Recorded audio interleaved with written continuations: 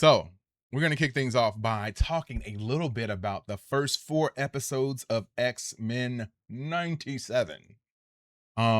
Season 2.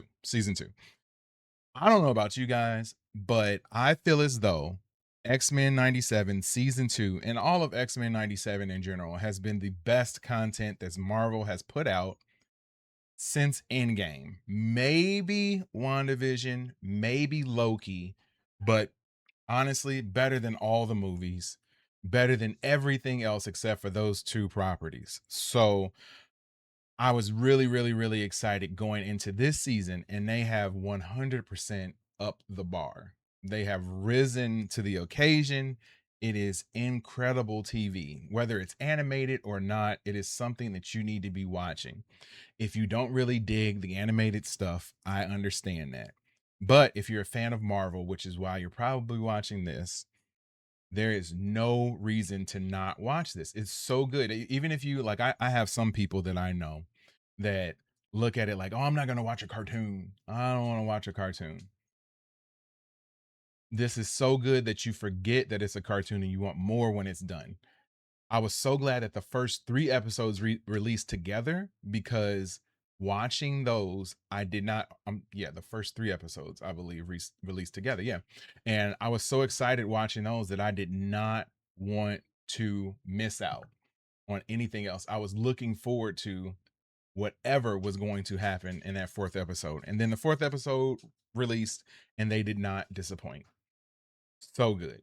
So good, so good, so good. Patrick, hold your thought. We're going to talk about that in a second. But I see your thought and I am going the same direction. I'm going the same direction. I got a feeling. I got a feeling. But yes, just as a recap really quickly, this season has been focusing on Apocalypse. The end of last season had a end credit scene, a stinger that alluded to Apocalypse coming. And what we're doing now is seeing the origin of Apocalypse and how he became who he was and the different things that happened leading up to his him becoming the big bad for the X-Men. And it's really cool because the episodes that are airing now, or these first 4 episodes, serve as a prequel to a lot of the episodes that aired in the original X-Men cartoon back when it came out in 97, 98, 99. So yeah, it's really cool to go back to that. There's a few different videos that break things down and show exactly how they all relate, but there were so many of those sequences that they alluded to that I was like, "Oh, okay, so that's how they got to that point. That's why this happened. That's why that happened." So yeah, it was really cool to watch. If you are not watching that show, I don't know what your problem is. But like I said, it's the best thing that Disney has put out, arguably the best thing that Disney Marvel has put out since Endgame. So if you're not watching it, you need to be watching it. Um, the big character for the first 3 episodes, I would say, is Cable, and dealing a lot with his origin and how Jean and Scott are his parents, also known as Cyclops and Jean Grey, are his parents, and what he ends up doing in order to like you got to meet him at the midway point of season 1 in this show, um and he was trying to prevent Genosha from being destroyed, and he said that every time that he does it, it doesn't matter, it ends up being destroyed anyway. So that was our first little glimpse of Cable, and now we're seeing in the first 3 episodes, really the first 2 episodes, we saw a lot of his origin and where he came from. We got an awesome sequence, an opening sequence of X Force instead of X-Men, which was a highlight for me. I feel as though this show, X-Men 97, especially season 2, is a lot of fan service, but it's not just giving you empty calories in the fan service. It's giving you everything you could want, and the story to go along with the fan service is incredible. I mean, it is beyond incredible. And I just can't wait to see where the rest of the story is going. Um and as we get further along in the story, I know that you're going to need all of the X-Men, all of the X-Force, probably some Avengers to help take down Apocalypse. And the more and more that I watch it, the more I think about how they're going to eventually do this in live action and how we're going to get to see these characters that we love in X-Men and X-Force become in the flesh human characters that we get to watch on the big screen. So yeah, I'm super excited about it, man. Really loved it. Love Bishop.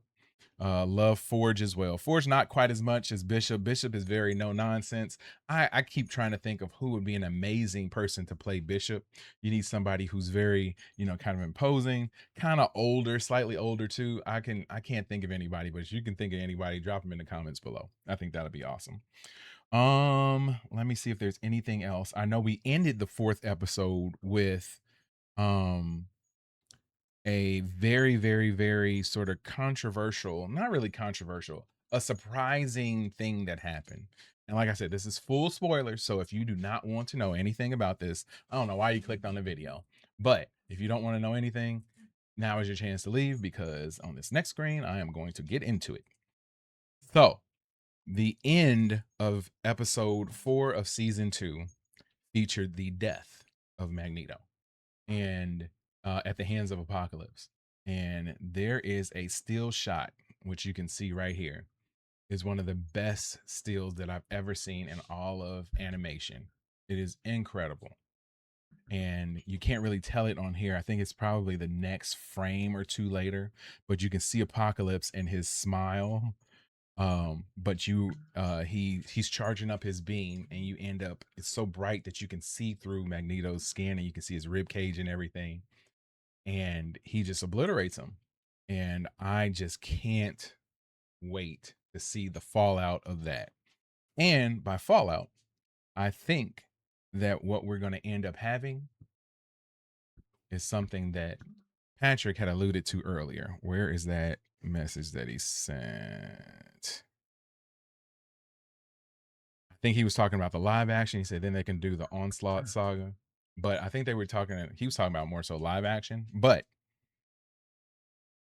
I am talking about the X-Men 97 show later on this season. I am almost certain that if we don't get Magneto back as Onslaught at the beginning or before the end of the season, that stinger that they put at the end of this season is going to be Onslaught. And I cannot wait for that. Such an interesting character, sort of a fusion of Professor Xavier and Magneto, and their consciousness and their psyches all rolled up together. So I think in order for that to happen, we're probably going to lose Professor Xavier at some point too. I can't really imagine them trying to do Onslaught and have Xavier still be around. So I think we're going to lose Xavier at some point too, probably at the very end. And then we're going to get that stinger for Onslaught, which is the combination of both of them, and an incredible, incredible villain, because that's one thing that we have not seen quite yet in the X-Men universe, whether it's the animated version or the um the live action version. So I am totally down for Onslaught. Bring on the Onslaught. That's a quick recap of X-Men 97 season 2 thus far, episodes 1 through 4. Just so you know, we do live stream watch parties every Wednesday starting at 7:30 p.m. Central Time, 8:30 p.m. Eastern Time for each and every episode of X-Men 97 season 2. So join us and hang out because it's dope. My name is JD, and I'll see you when I see you. Peace and love.